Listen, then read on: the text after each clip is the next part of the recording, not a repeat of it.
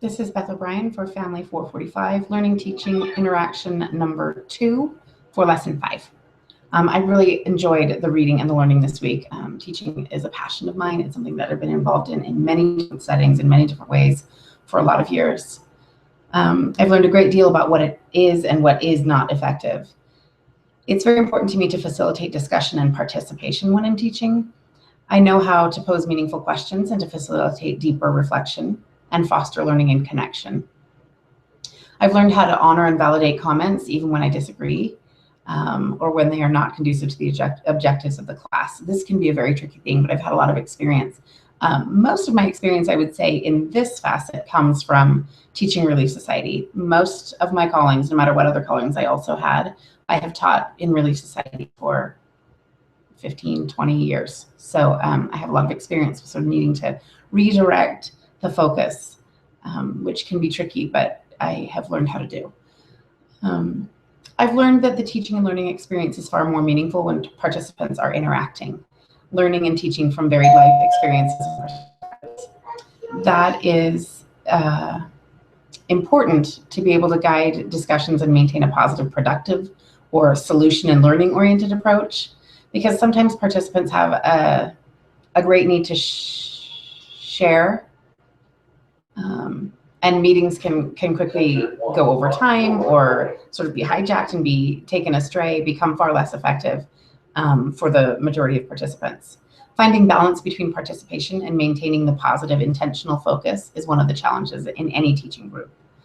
I think in this workshop setting, my greatest concern is whether or not what has worked in teaching adults, and also I've been a preschool teacher for 20 years, or had been, so teaching what I've learned from teaching children, I wonder if this will work for adolescents. This is a new target audience for me. I don't have experience teaching youth at all.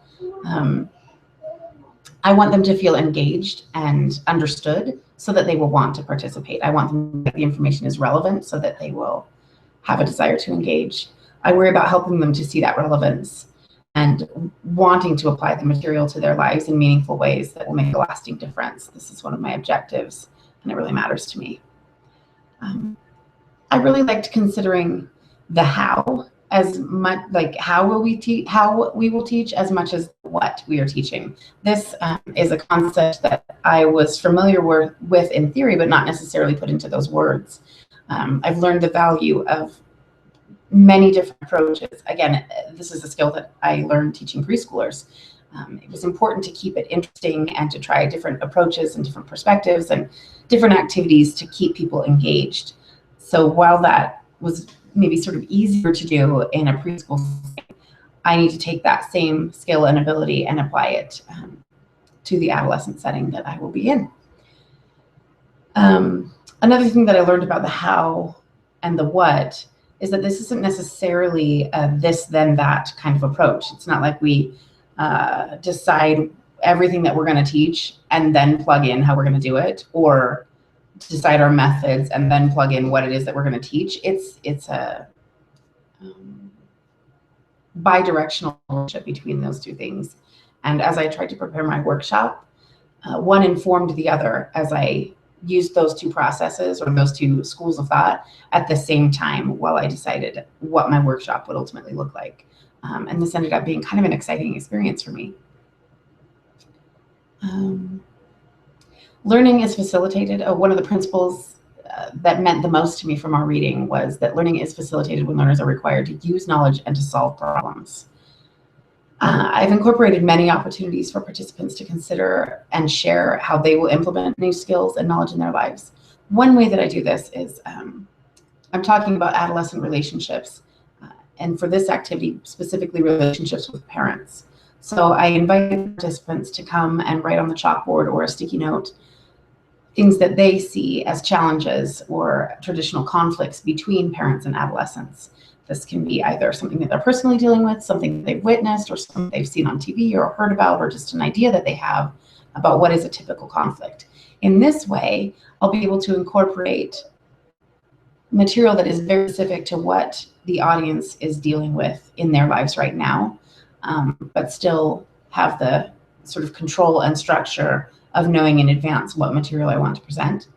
So this way I can tailor the focus of my workshop to their needs and still keep it within the realm of what I feel is important to convey. So as they share these sticky notes, we'll have what I hope to be a brief discussion about some of those things. And then what we'll do is role play. I was most concerned about how well this would go over with adolescents, but in my pilot experience in sharing my workshop with members of that target audience, this was actually the most effective of anything else that I did. The most engaged that I saw the participants was when they had the opportunity to act out different interactions between parents and adolescents, both effective and ineffective. They could explore what they can then take from that and do to improve relationships with their parents. This was really fun. So giving them the opportunity to apply the knowledge and solve specific problems that are very pertinent and relevant in their lives today was one of the more successful approaches for my workshop so far. So providing students with opportunities to apply the material specifically to their own lives can solidify learning and make it both lasting and meaningful. This reminds me of the BYUI learning model, which in my experience is quite unique and quite remarkable and definitely inspired. So much of my own education in this field has been magnified and personalized as I've had opportunities for personal reflection and application. It's one thing to read a textbook and learn about a theory or a concept. It's quite another to find meaning in that and application for how it can improve your life or your relationships. And so I'm grateful for the experiences that I've had in my education that have prepared me to be a much more successful and effective teacher as I facilitate those opportunities for the target audience.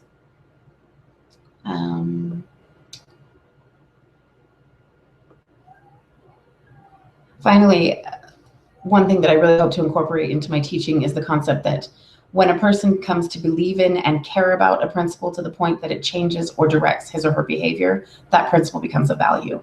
I really hope to instill values within these students. I want them to, again, make connections between the research that I will present to them and have it inform their decisions about how to make healthy relationships. I hope to inspire the participants in my workshop to care enough about the principles that it will affect their decisions and behavior, and so become a value. I'm super excited to teach my workshop. The pilot experiences have been very positive, and even compiling the workshop was so much more exciting than I thought it was going to be. So I look forward to learning more from you guys and hearing how your workshops are going. Thanks. Bye.